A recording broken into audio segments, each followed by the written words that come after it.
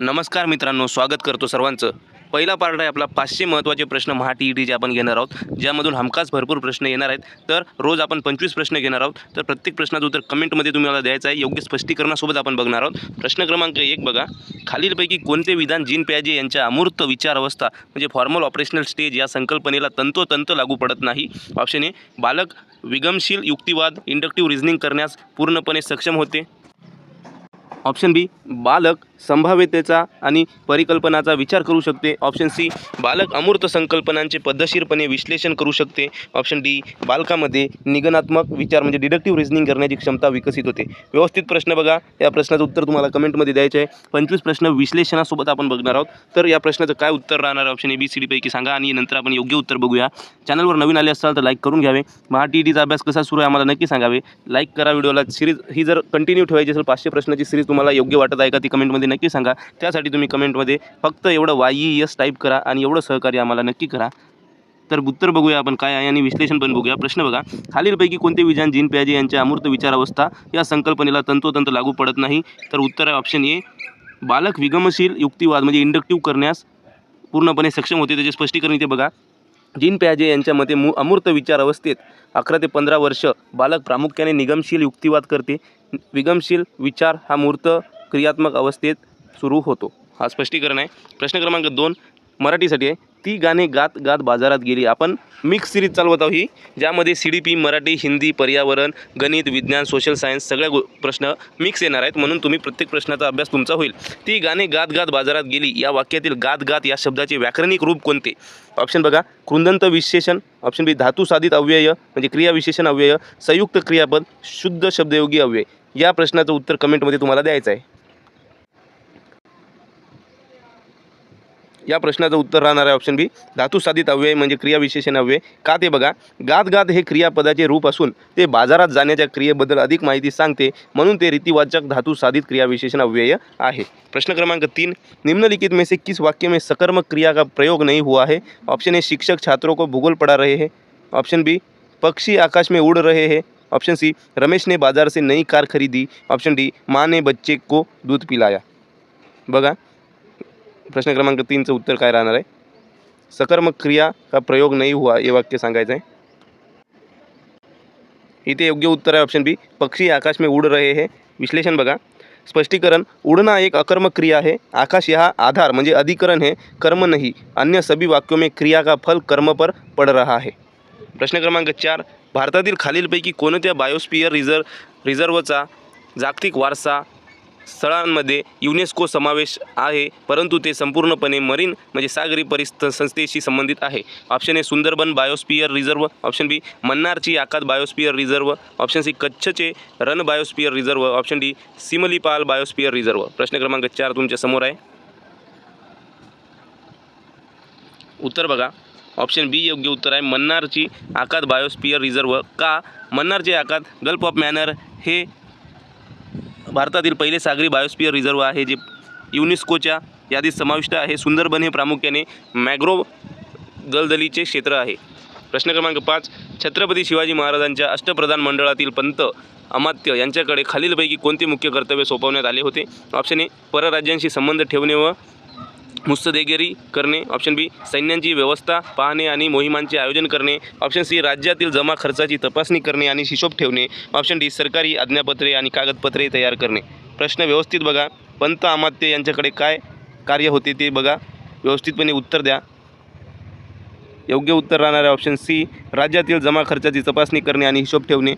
अष्टप्रधान मंडळात अमात्य म्हणजे मजुमदार हे राज्याचे अर्थमंत्री होते, ज्यांचे काम जमा खर्च पाहणे होते। परराज्याचे संबंध सुमंत पाहत परराष्ट्रांचे जे संबंध होते ते सुमंत पाहत होते। प्रश्न क्रमांक 6, गणितवर आहे। ज्यांनी गणितसाठी अप्लाय केलेलं आहे ते तुम्ही या प्रश्नाचं उत्तर सोडवा आणि कमेंटमध्ये द्या। पॉज करा व्हिडिओला। दोन संख्यांचा मसावी म्हणजे SCF 12 असून त्याचा लसावी LCM 240 आहे। जर त्या संख्यांचे गुणोत्तर 4:5 असेल तर त्या दोन संख्यांमधील फरक किती?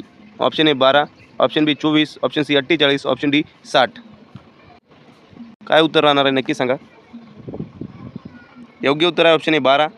स्पष्टीकरण तुम्ही ते बघू शकता कसे आले ते।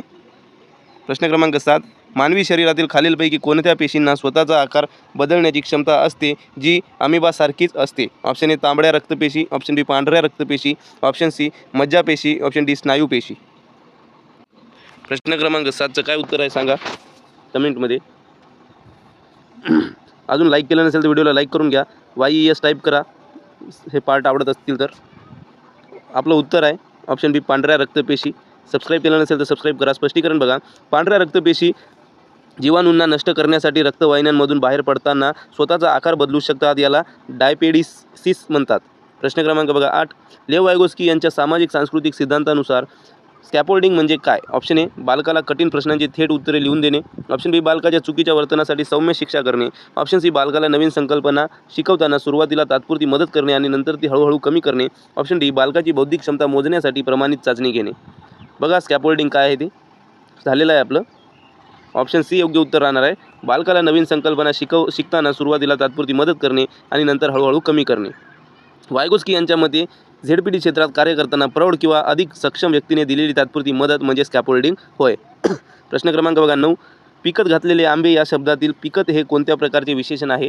ऑप्शन ए नामसाधित विशेषण, ऑप्शन बी अव्ययसाधित विशेषण, ऑप्शन सी धातुसाधित विशेषण, ऑप्शन डी सार्वनामिक विशेषण. प्रश्न क्रमांक 9चं उत्तर काय राहणार आहे कमेंटमध्ये नक्की सांगा. मराठीवर आधारित प्रश्न आहे. आपण असे मिक्स 25 प्रश्नांचा सेट घेणार आहोत. असे रोज आपले वेगवेगळे सेट येणार आहे. सेट 2, सेट 3, सेट 4, सेट 5 असे आपण एकूण 500 प्रश्न बघणार आहोत मित्रांनो, ज्यामधील खूप सारे प्रश्न पेपरला आपल्याला हमखास येऊ शकतात. ऑप्शन सी योग्य उत्तर आहे धातुसाधित विशेषण. का ते बघा. पीक हा मूळ धातू आहे, त्यापासून पिकत हे धातुसाधित तयार झाले असून ते आंबे या नामाबद्दल माहिती सांगत आहेत. प्रश्न क्रमांक 10. अंगूठा दिखाना इस मुहावरे का सही और सटीक अर्थ क्या है? ऑप्शन ए सांप मना करना या एन वक्त पर धोखा देना, ऑप्शन बी किसी की मदद करने के लिए तत्पर रहना, ऑप्शन सी अंगूठे पर चोट लगना, ऑप्शन डी किसी को नीचा दिखाने का प्रयास करना. या मुहावऱ्याचा अर्थ सर्वांना माहीत असेल म्हणून कमेंटमध्ये टाईप करायचा आहे. प्रश्न क्रमांक 10 असं टाईप करा, डॅश द्या आणि तुमचं काय उत्तर राहणार आहे त्याच्यासमोर टाईप करा. उत्तर आहे ए ऑप्शन ए सांप मना करना या एन वक्त पर धोखा देना. अंगूठा दिखाने का अर्थ होता है किसी कार्य के अंतिम समय पर सांप मना कर देना या असमर्थता जताना. प्रश्न क्रमांक 11. खालीलपैकी कोणती हरितगृह वायू म्हणजे ग्रीनहाऊस गॅस मानवनिर्मित आणि नैसर्गिक अशा दोन्ही स्रोतांकडून वातावरणात उत्सर्जित होत नाही तर ती निव्वळ मानवनिर्मित आहे? Option A carbon dioxide, option B methane, option C nitrous oxide, option D chlorofluorocarbon. बघा काय उत्तर राहणार आहे कमेंटमध्ये नक्की सांगा. मानवनिर्मित क्लोरोफ्लोरोकार्बन.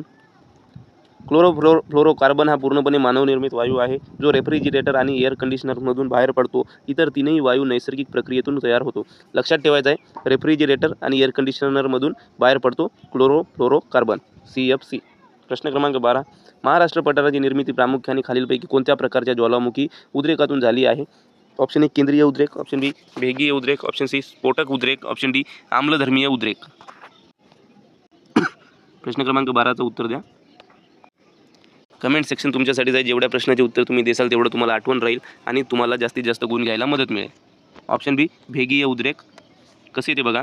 डेक्कन ट्रॅप किंवा महाराष्ट्र पठाराची निर्मिती भूगर्भातील लावा लांब भेगांमधून अतिशय संतपणे बाहेर पडल्यामुळे झाली. याला भेगीय उद्रेक म्हणतात. प्रश्न क्रमांक बघा 13 गणितावर आहे. जर एका वर्तुळाची त्रिज्या 20% कमी केली तर त्याचा क्षेत्रफळात किती टक्के घट होईल? Option A 20%, option B 40%, option C 36%, option D 44%. बघा अंदाज लावा काय होईल ते. एखादं उदाहरण घ्या आणि सोडून बघा काय फरक पडत आहे ते तुम्ही बघा. योग्य उत्तर राहणार आहे ऑप्शन सी 36%. वर्तुळाचे क्षेत्रफळ त्रिज्येच्या वर्गावर म्हणजे रेडियस वर्ग आरचा स्क्वेअर अवलंबून असते. घट मोजण्याचे सूत्र बघा काय -20 -20 प्लस ब्रॅकेटमध्ये 20 × 20 / 100 = -40 + 4 = -36 म्हणजेच 26% घट होईल. रेडियसने गणित सोडवलेलं आहे, तुम्ही सोडवू शकता. प्रश्न क्रमांक बघा 14 खालीलपैकी कोणत्या शास्त्रीय उपकरणाचा वापर समुद्राची खोली मोजण्यासाठी आणि पाण्याच्या आतील वस्तूंचे अंतर शोधण्यासाठी ध्वनी लहरीची अल्ट्रासोनिक वेव्ज वापरून केला जातो? Option A radar, option B sonar, option C altimeter, option D hydrometer. उत्तर द्यायचं आहे मित्रांनो प्रश्न क्रमांक 14. प्रश्न क्रमांक 14चं उत्तर राहणार ऑप्शन बी सोनार. विश्लेषण बघा. Sonar sound of navigation and ranging हे अल्ट्रासोनिक लहरीचा वापर करून पाण्याच्या खोलीतील वस्तूंचे अंतर आणि दिशा मोजते. रडार हवेतील वस्तू शोधते. प्रश्न क्रमांक 15, लॉरेन्स कोहलबर्ग यांच्या नैतिक विकास सिद्धांतानुसार जर तुम्ही प्रामाणिक असाल तर तुमचे आई वडील तुमच्यावर अभिमान बाळगतील, म्हणून तुम्ही प्रामाणिक राहिले पाहिजे. हे विधान कोणत्या पातळीत येते? ऑप्शन ए पूर्व पारंपरिक पातळी, ऑप्शन बी पारंपरिक पातळी, ऑप्शन सी उत्तर पारंपरिक पातळी, ऑप्शन डी अमूर्त नैतिक पातळी. प्रश्न क्रमांक 15 या प्रश्नाचं उत्तर काय राहणार आहे कमेंटमध्ये नक्की सांगावे. या 4 ऑप्शनपैकी पारंपरिक पातळी, कन्व्हेन्शनल. कोहलबर्ग यांच्या सिद्धांतातील दुसऱ्या पातळीत म्हणजे पारंपरिक पातळीत चांगला मुलगा किंवा चांगली मुलगी, good boy good girl orientation हा टप्पा येतो जिथे बालक समाजाच्या किंवा पालकाच्या नजरेत चांगले दिसण्याचा प्रयत्न करतो. पारंपरिक पातळी लक्षात ठेवायचं आहे, कन्व्हेन्शनल. प्रश्न क्रमांक बघा 16, गंगेत गधडे पोहले या वाक्यातून व्यक्त होणारा शब्दशक्तीचा प्रकार कोणता? ऑप्शन ए अभिधा, ऑप्शन बी लक्षणा, ऑप्शन सी व्यंजना, ऑप्शन डी गौणी अभिधा. मित्रांनो YES टाईप केलं नसेल तर करून टाका. या प्रश्नाचं योग्य उत्तर आहे ऑप्शन बी लक्षणा. स्पष्टीकरण बघा, गंगेत गधडे पोहणे या वाक्याचा वाच्यार्थ थेट अर्थ न घेता मूर्ख माणसाने पवित्र ठिकाणी जाणे असा लक्षणिक अर्थ घेतला जातो, म्हणून येथे लक्षणा शब्दशक्ती आहे. प्रश्न क्रमांक 17, उद्धरण चिन्ह का प्रयोग कब किया जाता है? ऑप्शन ए जब किसी वाक्य में विस्मय का भाव हो, ऑप्शन बी जब किसी के कथन को जो का त्यो उसी के शब्द में उद्धृत किया जाए, ऑप्शन सी वाक्य के पूर्ण होने पर, ऑप्शन डी 2 शब्दों के आपस में जोड़ने के लिए. उद्धरण चिन्ह का प्रयोग कब किया जाता है बताइए. चिन्ह असतो दुहेरी अवतरण चिन्ह म्हणजे उद्धरण.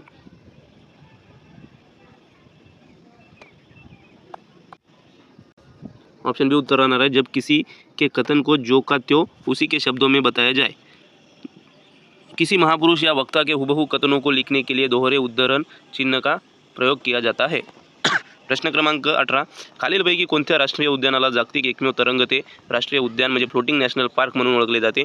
ऑप्शन ए केबुल लामजाओ राष्ट्रीय उद्यान, ऑप्शन बी जिम कॉर्बेट राष्ट्रीय उद्यान, ऑप्शन सी काझीरंगा राष्ट्रीय उद्यान, ऑप्शन डी केवल देव घाना राष्ट्रीय उद्यान. ऑप्शन ए केबुल लामजाओ राष्ट्रीय उद्यान.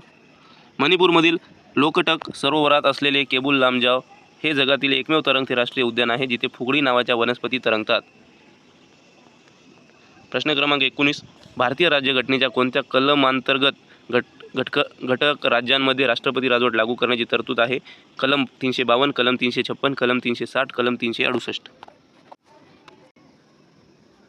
लाईक करावे मित्रांनो, कमेंट करावे, यस टाईप करावे. ऑप्शन बी कलम 356. कलम 356 नुसार राज्यात घटनात्मक यंत्रणा कोसळल्यास राष्ट्रपती राजवट लावता येते. कलम 352 राष्ट्रीय आणीबाणीसाठी आणि कलम 360 आर्थिक आणीबाणीसाठी आहे. प्रश्न क्रमांक 20, एका समभुज त्रिकोणाची म्हणजे इक्विलॅटरल ट्रायंगल बाजू 8 सेंटीमीटर आहे तर त्याचे क्षेत्रफळ किती चौरस सेंटीमीटर असेल? ऑप्शन ए 16 वर्गमुळात 3, ऑप्शन बी 32 वर्गमुळात 3, ऑप्शन सी 64 वर्गमुळात 3, ऑप्शन डी 8 वर्गमुळात 3.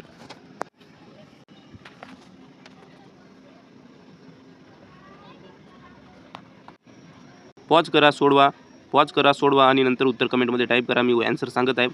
ऑप्शन ए 16 वर्गमुळात 3. इथे तुम्ही बघू शकता समभुज त्रिकोणाच्या क्षेत्रफळाचे सूत्र दिलेले आहे. त्याला गुणाकार असे वर्गमुळात 3/4 गुणाकार बाजूचा वर्ग असे आहे, जेथे बाजूचा वर्ग 64 होईल. 64ला 4ने भागल्यास 16 येते. उत्तर 16 वर्गमुळात 3. प्रश्न क्रमांक बघा 21, झाडांच्या पानांमध्ये तयार झालेले अन्न वनस्पतीच्या इतर भागांपर्यंत पोहोचवण्याचे काम खालीलपैकी कोणती उत्ती म्हणजे टिश्यू करते? ऑप्शन ए झायलम म्हणजे जलवाहिनी, ऑप्शन बी रसवाहिनी अन्नवाहिनी फोइलम, ऑप्शन सी दृढ उत्ती, ऑप्शन डी विभाजी उत्ती. प्रश्न क्रमांक 21, ऑप्शन बी रसवाहिनी अन्नवाहिनी म्हणजे फ्लोएम. फ्लोएम पानांमध्ये तयार झालेले अन्न वनस्पतीच्या सर्व भागाकडे वाहून नेते, तर झायलम मुळांनी शोषलेले पाणी आणि खनिजे वर पोहोचवते. प्रश्न क्रमांक बघा 22, 25 पैकी किती गुण येणार आहे शेवटी सांगायचं आहे. समावेशक शिक्षणात खालीलपैकी कोणत्या घटकाचा समावेश सर्वात कमी महत्त्वाचा मानला जातो? ऑप्शन ए सर्व प्रकारच्या बालकांसाठी लवचिक अभ्यासक्रम असणे, ऑप्शन बी शिक्षकांचा बालकांप्रती सकारात्मक आणि संवेदनशील दृष्टिकोन असणे, ऑप्शन सी शाळांमध्ये केवळ आर्थिकदृष्ट्या सक्षम पालकांच्या मुलांसाठी विशेष वर्ग खोलणे, ऑप्शन डी पायाभूत सुविधांमध्ये दिव्यांग पूरक बदल करणे. प्रश्न बघावे, उत्तर द्यावे. प्रश्न क्रमांक 22, सर्वात कमी कोणता इन्क्लुझिव्ह एज्युकेशनमध्ये मानला जातो तो घटक सांगा.